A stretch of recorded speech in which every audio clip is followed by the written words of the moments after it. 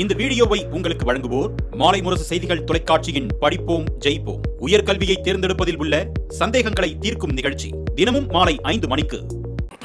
வணக்கம். ஒரு செய்தி பல கோணங்கள் நிகழ்ச்சிக்கு உங்களை வரவேற்கிறோம். இந்த நிகழ்ச்சி நம்முடன் பேசுவதற்காக வழக்கறிஞர் திரு சிவகுமார் இணைந்திருக்கிறார். சார் வணக்கம். வணக்கம். உச்சநீதிமன்றத்தினுடைய 52வது தலைமை நீதிபதியாக பி.ஆர். கவாய் பதவியேற்றிருக்காரு. எப்படி பார்க்குறீங்க? பல்வேறு விஷயங்களில் கடந்த காலங்களில் மிக முக்கியத்துவம் வாய்ந்த தீர்ப்புகளை கொடுத்துருக்காரு. முதல் கட்டமாக எப்படி பார்க்குறீங்க? ஒரு மிக முக்கியமான ஒரு பொறுப்புக்கு வந்திருக்கிறதா? அதாவது உச்சநீதிமன்றத்தினுடைய தலைமை நீதிபதியாக நேற்றைய தினம் திரு கவாய் அவர்கள், நீதியரசர் கவாய் அவர்கள் நேற்று பொறுப்பேற்றிருக்கிறார். இவர் ஒரு பட்டியல் சாதியிலிருந்து, ஒரு தலித் சமூகத்திலிருந்து இன்றைக்கு உச்சநீதிமன்றத்தினுடைய தலைமை நீதிபதியாக தேர்வு செய்யப்பட்டிருப்பது என்பது ஒரு குறிப்பிடத்தக்க ஒரு விஷயமாக பார்க்கப்படுது. ஏனென்றால் கடந்த 70 ஆண்டுகால சுதந்திர வரலாற்றில் ஏற்கனவே ஒரே ஒரு பட்டியல் சாதியிலிருந்து தான் ஒருவர் உச்சநீதிமன்ற நீதிபதியாக திரு KG பாலகிருஷ்ணன் அவர்கள் இருந்திருக்கிறார். தற்போது ஒரு 2வது நீதிபதியாக அவர் திரு கவாய் அவர்கள் பொறுப்பேற்று இருப்பது என்பது ஒரு முக்கியத்துவம் வாய்ந்ததாக பார்க்கப்பட வேண்டிய ஒரு விஷயமாக இருக்குது. அதே நேரத்தில் இன்றைக்கு அவர் ஒரு புத்த மதத்தை பின்பற்றக்கூடியவராக இருக்கிறார். இன்றைக்கு சொல்லப்போனால் இந்திய சமூகத்தில் பல்வேறு மதங்கள், சாதிகள், பல்வேறு பிரிவை சார்ந்தவர்கள் இருக்கக்கூடிய, மொழி பேசுபவர்கள்லாம் இருக்கக்கூடிய ஒரு சமூகத்தில் ஒரு இன்க்ளூசிவ்னஸாக நீதித்துறை இருக்கணும்னு சொல்லி எதிர்பார்க்கக்கூடிய சூழலில் இன்றைக்கு ஒரு சிறிய மதமாக இந்தியாவில் இருக்கக்கூடிய ஒரு புத்த மதத்திலிருந்து ஒருவர் தேர்வு செய்யப்பட்டிருக்கிறார் என்பது ஒரு குறிப்பிடத்தக்க ஒரு விஷயமாக பார்க்கப்பட வேண்டியிருக்கு. ஏராளமான இந்த கடந்த காலத்தில் ஒரு உச்சநீதிமன்ற நீதிபதியாக அவர் பொறுப்பேற்ற பிறகு அவர் ஏராளமான பல முக்கியத்துவம் வாய்ந்த வழக்குகளில் தீர்ப்புகள் வழங்கி இருக்கிறாருன்னு நம்ம பார்க்க வேண்டியது இருக்கின்றது. அதில் நீங்கள் குறிப்பிட்ட மாதிரி பண மதிப்பிழப்பு நடவடிக்கையில் தொடங்கி பாண்டு, எலக்ட்ரோல் பாண்டில் விஷயங்கள் உள்ளிட்ட பல விஷயங்களை குறிப்பிட்டு மிக முக்கியமான தீர்ப்பை வழங்கியிருக்காரு. இந்த தீர்ப்பில் நீங்கள் மிக முக்கியத்துவம் வாய்ந்ததாக பார்க்கக்கூடியது என்னவாக இருக்குது? ஏன்னா SC/ST இடஒதுக்கீடில் கூட நீங்கள் க்ரீம் லேயரை கொண்டு வரணும் அப்படின்ட்டு கூட அந்த தீர்ப்பில் கூட இவர் ஒரு மிக முக்கியமான அங்கமாக இருந்திருக்காரு. ஆமாம், எப்படி பார்க்கலாம்? அதில் குறிப்பாக எலக்டோரல் பாண்ட் அந்த விஷயத்தில் அவர் ஒரு வெளிப்படைத்தன்மை இருக்கணும். பணம் நீங்கள் ஒரு கட்சிக்கு, ஒரு அமைப்பு, ஒரு தனியார் நிறுவனத்திடமிருந்து பணம் வழங்குவது என்பது அது அரசியலமைப்பு சட்டத்தில், குறிப்பாக தகவல் அறியும் உரிமை சட்டத்தில் கொடுக்கப்பட்டிருக்கக்கூடிய அந்த உரிமையை பறிப்பதாக இருக்குது. ஆகவே அந்த எலக்டோரல் பாண்டு ஒரு சட்டவிரோதமான ஒரு செயல் என்று அவர் அறிவித்திருப்பது என்பது ஒரு முக்கியமான விஷயமா பார்க்க வேண்டியிருக்கு. அதே மாதிரி SC/ST உள்ஒதுக்கீடை அவர் ஆதரித்திருக்கிறார். உள்ஒதுக்கீடு என்பது வழங்கப்பட வேண்டும் அப்படின்னு சொல்லியிருக்கிறாரு. அதே நேரத்தில் அந்த SC/STயில் அவருடைய கருத்தாக என்னன்னு சொன்னால், நீங்கள் க்ரீமி லேயர் விஷயத்தையும் அவர் ஆதரித்திருக்கிறார், கொண்டு வரணும்னு சொல்லியிருக்கிறார். இதே நேரத்தில் நீங்கள் பாட்டாளி மக்கள் கட்சி தொடர்ந்த ஒரு வழக்கில் கூட அவர் வன்னியர் சமூகத்திற்கு உள்ஒதுக்கீடு கொடுப்பதற்கு எதிரான ஒரு தீர்ப்பையும் கொடுத்திருக்கிறார். ஏன்னா அதுக்கு போதுமான தரவுகள் இல்லை அப்படின்ற காரணத்தினால அந்த வழக்கில் அப்படி ஒரு தீர்ப்பை அவர் வழங்கியிருக்கிறாருன்னு சொல்லி பார்க்க வேண்டியிருக்கு. அதே மாதிரி நீங்கள் குறிப்பாக தனிப்பட்ட ஒரு மனித உரிமை சம்பந்தப்பட்ட ஒரு விஷயத்தை பொறுத்த வரைக்கும் நீங்கள் எதிர்க்கட்சிகள் மீது இந்த அரசு தொடுத்த சில வழக்குகள், குறிப்பாக நீங்கள் டெல்லி மாநிலத்தினுடைய துணை முதல்வராக இருந்த மனிஷ் சிசோடியா, அவருடைய மதுபான அந்த விற்பனை கொள்கையில் ஏற்பட்டிருக்கக்கூடிய அந்த பிரச்சனையில், அந்த ஊழல் வழக்கில் அவர் கைது செய்யப்பட்டு நீண்ட காலமாக அவர் சிறையில் இருந்தார். ஸோ அவருடைய சிறையில் நீண்ட காலமாக இருப்பதற்கு எதிராக அவர் பல காலகட்டங்களில் அவருக்கு பெயில் மறுக்கப்பட்டு வந்த சூழலில் அவருக்கு இவருடைய பெஞ்சில் தான் அந்த தீர்ப்பு என்பது வழங்கப்பட்டது. அதே மாதிரி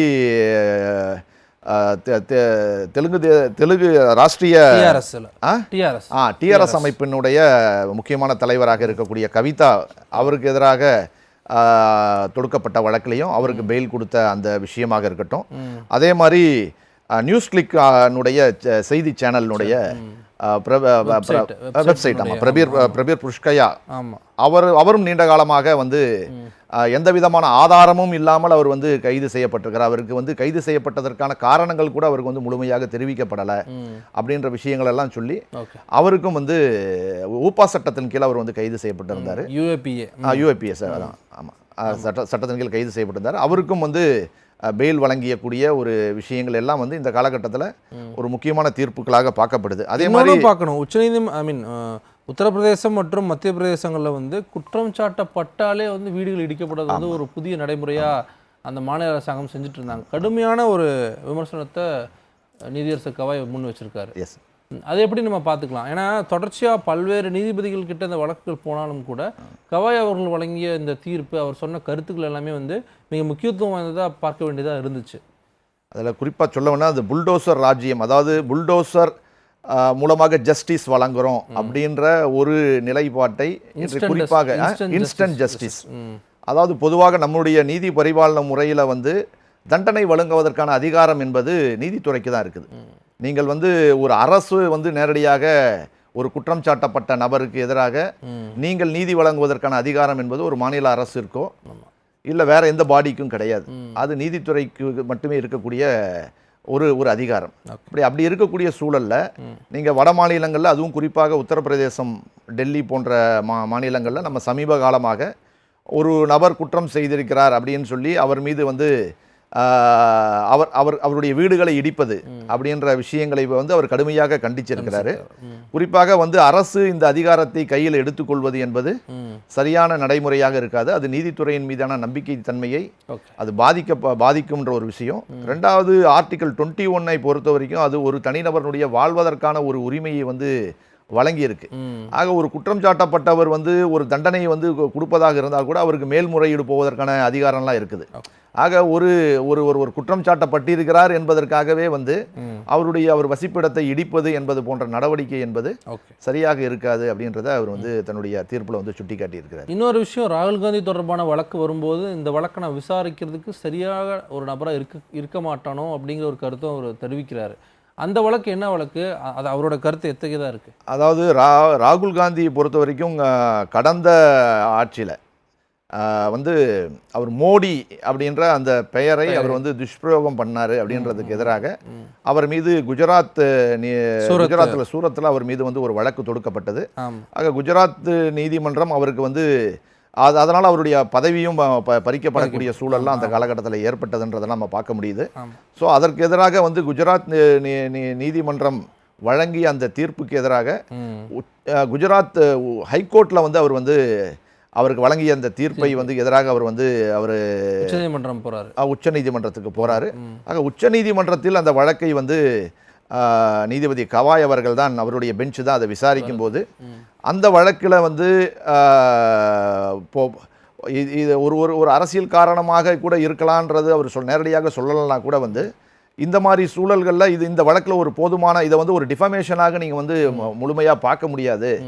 ஆக நீங்கள் வந்து அந்த வழக்கில் நீங்கள் அவருக்கு பெயில் கொடுக்காம இருக்கிறது சரியில்லை அப்படின்னு சொல்லி அந்த ஸ்டே அவருக்கு வந்து அவருக்கு எதிராக கொடுக்கப்பட்ட அந்த உத்தரவிற்கு அவர் வந்து ஸ்டே வழங்குறார். இன்னொரு விஷயம், அந்த வழக்கின் போது தான் வந்து தன்னுடைய தகப்பனார் வந்து காங்கிரஸ் கூட நேரடியாக தொடர்பில் இல்லைனாலும் கூட காங்கிரஸ் ஆதரவாக தொடர்ச்சியாக ஜெயிச்சிருக்காரு, தன்னுடைய சகோதரர் இருக்கார் அப்படின்னு கருத்துக்கள்லாம் வந்து ஒரு நீதிபதி தெரிவிச்சது பெரிய ஒரு விஷயம் தான். அது உண்மைதான். என்னன்னு சொன்னால் கவாயினுடைய தந்தையார் வந்துட்டு பல காலமாக அவர் வந்து ஒரு சமூக செயற்பாட்டாளராக இருந்திருக்கிறாரு.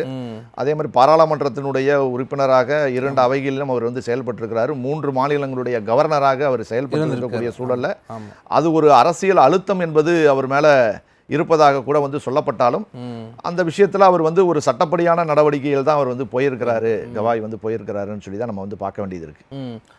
இது மட்டும் இல்லாமல் என்ன மாதிரியான வழக்குகள்லாம் இன்னும் அவர் முன்னாடி இருக்குது, என்ன மாதிரியான சவால்கள்லாம் இருக்குன்னு சொல்லி பார்க்கலாம். குறிப்பிட்டு வக்பு சட்ட திருத்த மசோதாவும் அவருடைய பெஞ்சில் தான் இருக்குது. வழிபாட்டுத்தல சட்டம் 1991 கொண்டு வரப்பட்டது, அதுவும் அவருடைய பெஞ்சில் தான் இருக்குது. என்ன மாதிரியான ஒரு சேலஞ்சஸ்லாம் அவர் முன்னாடி இருக்குன்னு நம்ம பார்க்கலாம். அதாவது இப்போ குறிப்பாக வழக்குகளை பொறுத்த வரைக்கும் நீங்கள் சுட்டி காட்டின மாதிரி வக்பாரிய திருத்த சட்டம் சம்மந்தமாக ஆல்ரெடி உச்சநீதிமன்றம் சஞ்சீவ் கண்ணா இருக்கும்போதே வந்து அவர் வந்து அவங்க வந்து ஒரு இடைக்கால தடை என்பது அந்த சட்டத்தில் ஒரு சில பிரிவுகளுக்கு கொடுத்திருக்கிறாங்க. ஸோ அந்த வழக்கு வந்து அரசியலமைப்பு சட்ட சாசனத்திற்கு உட்பட்டது தானா என்பதை விளக்கக்கூடிய வகையில் அவர் வந்து இன்னும் வரக்கூடிய இமீடியட்டாக அந்த வழக்கில் உடனடியாக அவர் தீர்ப்பு சொல்ல வேண்டிய ஒரு சூழல் என்பது இருக்குது. அதே மாதிரி வழிபாட்டு தலங்களுக்கு எதிராக வந்து சமீப காலமாக வழிபாட்டு தலங்கள் மீதான ஒரு தாக்குதல் என்பது இருந்துட்டு வருது. அதை பொறுத்தவரைக்கும் 1991 அந்த சட்டம் என்பது வழிபாட்டு தலங்களை பாதுகாக்கப்பட வேண்டும் என்கின்ற 1947க்கு பிறகு எந்தெந்த வழிபாட்டு தலங்கள் எப்படி எப்படி இருந்ததோ அதன்படி அது அப்படியே பாதுகாக்கப்பட வேண்டும் என்பதற்காக வந்து கொண்டு வரப்பட்ட ஒரு சிறப்பு சட்டம். ஸோ அந்த சட்டம் சம்பந்தமாகவும் பல்வேறு மாநிலங்களில் வழிபாட்டு தலங்கள் மீது தொடுக்கப்படக்கூடிய தாக்குதல்கள் சம்பந்தமாக ஒரு உத்தரவை வந்து உச்சநீதிமன்றம் அதை நிறுத்தி வைத்திருக்கிறது. அது பாதுகாக்கப்பட வேண்டும் என்று சொல்லியிருக்குது. அது சம்பந்தமாக தாக்குதல் அப்படிங்கிறத தாண்டி ஒரு ஒரு இடம் இருக்கு, ஒரு ஒரு ஒரு மசூதியோ இல்லை ஒரு சர்ச்சோ இருக்குன்னா அதை வந்து தோண்டணும் அப்படின்லாம் வந்து வரும்போது பண்ணக்கூடாது அப்படிங்கிறது மிக முக்கியமான இடைக்கால உத்தரவு. ஞானவாபீஸ் போன்ற இடங்கள்ல அதே மாதிரி நீங்கள் வட மாநிலங்களில் இருக்கக்கூடிய பல்வேறு இடங்களில் வந்து அந்த பிரச்சனை என்பது சமீப காலத்தில் முன்னுக்கு வந்திருக்கக்கூடிய சூழல்ல ஸோ அது சம்பந்தமான ஒரு நீதிமன்ற தீர்ப்பையும் அவர் வந்து கொடுக்க வேண்டிய ஒரு சூழல் என்பது இருக்குது, நம்ம பார்க்க வேண்டியிருக்கு. அது இல்லாமல் என்ன மாதிரியான ஒரு சவால்கள் இல்லை எதிர்பார்ப்புகள் எந்த அளவுக்கு இருக்கு ஒரு புதிய நீதிபதி, புதிய உச்சநீதிமன்ற நீதிபதி? அது இன்றைக்கு நீதித்துறையில் நிறைய சவால்கள் இன்னைக்கு இருக்குது. குறிப்பாக வந்து ஏராளமான வழக்குகள் வந்து இன்னைக்கு வந்து உச்சநீதிமன்றத்திலிருந்து கீழமை நீதிமன்றம் வரைக்கும் ஏராளமான வழக்குகள் தேங்கி இருக்கிறதாக பல்வேறு புள்ளி விவரங்கள் இருக்குது. சொல்லப்போனால் உச்சநீதிமன்றத்திலே இப்போ தற்போது ஒரு 82,000 வழக்குகள் வந்து தேக்கம் இருப்பதாக வந்து சொல்லப்படுது. அதே மாதிரி கீழமை நீதிமன்றங்களில் நம்ம இந்தியா முழுவதும் பார்க்கும்போது ஒரு 4 கோடி வழக்குகள் மேலே வந்து தேங்கி இருப்பதாக நம்ம சொல்ல முடியுது. அதே போன்ற ஒரு 40 லட்சத்துக்கும் மேற்பட்ட வழக்குகள் உயர்நீதிமன்றங்களில் தேங்கி இருக்கிறதா சொல்கிறாங்க. அப்போது இந்த வழக்குகளுடைய தேக்கத்தை வந்து நம்ம எப்படி சரி செய்ய போகிறோம் அப்படின்றது சம்மந்தமாக அது ஒரு மிகப்பெரிய சவாலாக அவருக்கு இருப்பதாக அவரே வந்து சமீபத்தில் கடந்த அவர் பதவியேற்பதற்கு ஒரு சில நாட்களுக்கு முன்னால் அவர் வந்து ஒரு சேனலுக்கு வந்து அவர் பேட்டி கொடுத்துருக்கிறார். ஸோ அந்த பேட்டியில் கூட வந்து நான் அனைத்தையும் வந்து நான் வந்து செய்திடுவேன் நான் சொல்ல முடியாது, நான் எந்த ஒரு வாக்குறுதியும் நான் வந்து இந்த நேரத்தில் முழுமையாக நான் கொடுக்கல, ஆனால் இந்த சவால்களை நான் கண்டிப்பாக ஏற்று நான் செயல்படுத்துவதற்கு கடமைப்பட்டிருக்கிறேன்ற அடிப்படையில் அவர் வந்து சொல்லியிருக்கிறார்னு பார்க்க வேண்டியிருக்கு. இது இல்லாமல் வந்து இன்னைக்கு வந்து நீதிபதிகளுடைய நியமனங்கள் சம்பந்தமாக ஏராளமான பிரச்சனைகள் இன்னைக்கு வரைக்கும் இருக்குது அப்படின்றதான். ஸோ நீதிபதி நியமனங்களில் வெளிப்படைத்தன்மை இருக்கணும் அப்படின்ற ஒரு டிமாண்ட் வந்து இருந்துகிட்டு இருக்கு. தமிழ்நாடு போன்ற மாநிலங்களில் கூட இன்றைக்கு கிட்டத்தட்ட நீதிபதி நியமனங்களில் வந்து முற்பட்ட சாதியினருக்கு வந்து அதிகப்படியான பிரதிநிதித்துவம் கொடுக்கப்படுகிறது அப்படின்ற விஷயங்கள்லாம் வந்திருக்கக்கூடிய சூழல்ல சமீபத்தில் உச்சநீதிமன்றம் வந்து அது ஒரு வெளிப்படைத்தன்மையோடு தான் செயல்படுது அப்படின்றத சுட்டிக்காட்டக்கூடிய வகையில் அவங்க வந்து ஒரு பட்டியலை கூட சமீபத்தில் வந்து வெளியிட்டிருக்கிறாங்க. ஸோ அந்த அடிப்படையில் பார்க்கும்போது கடந்த 2.5 ஆண்டுகளில் உச்சநீதிமன்றம் எந்த அடிப்படையெல்லாம் வந்து நீதிபதிகள் நியமனங்களில் அவங்க வந்து அவங்க என்னென்ன கிரைட்டீரியாஸை வந்து அவங்க ஃபாலோ பண்ணியிருக்கிறாங்க அப்படின்றத வந்து வெளியிட்டிருக்கிறாங்க. ஆக கடந்த 2022 இன்றைய தேதி வரைக்கும் நீங்கள் உச்சநீதிமன்றத்தினுடைய கொலீஜியம் வெளியிட்டிருக்கக்கூடிய அந்த தகவல் படி பார்க்கும்போது ஒரு மொத்தம் 395 நீதிபதிகள் வந்து கீழே உயர்நீதிமன்றத்திலிருந்து பரிந்துரை செய்யப்பட்டதில் அவங்க ஒரு 221 நீதிபதிகளை வந்து அவங்க வந்து தேர்வு செஞ்சிருக்கிறாங்க. அந்த 221 நீதிபதிகள் தேர்வு செய்ததெல்லாம் நம்ம வந்து அந்த பட்டியலை பார்க்கும்போது இன்றைக்கு வந்து ஒரு 8 நீதிபதிகள் தான் பட்டியல் சமூகத்திலிருந்தும், ஒரு 7 நீதிபதிகள் தான் பழங்குடி சமூகத்தில் இருந்தும், ஒரு 28 நீதிபதிகள் வந்து பெண்களில் இருந்தும், அதே மாதிரி 23 நீதிபதிகள் மைனாரிட்டி சமூகத்தில் இருந்தும் தேர்வு செய்யப்பட்டிருக்கிறாங்கன்றதான் பார்க்க வேண்டியிருக்கு. ஆக இந்த அடிப்படையில் நீங்கள் வந்து ஒரு இன்க்ளூசிவ்னஸ் இருக்கணும் அப்படின்ற ஒரு எதிர்பார்ப்பு என்பது நம்ம இந்தியா போன்ற ஒரு பல்வேறு சமூகத்தை சேர்ந்தவர் இருக்கக்கூடிய ஒரு நாட்டில் ஒரு இன்க்ளூசிவ்னஸ் இருக்கணும் அப்படின்ற ஒரு எதிர்பார்ப்பு என்பது இருக்குது.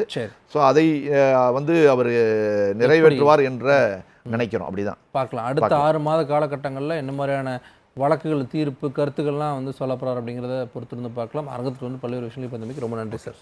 நேயர்களே, மீண்டும் ஒரு நிகழ்ச்சியில் சந்திக்கலாம். நன்றி, வணக்கம்.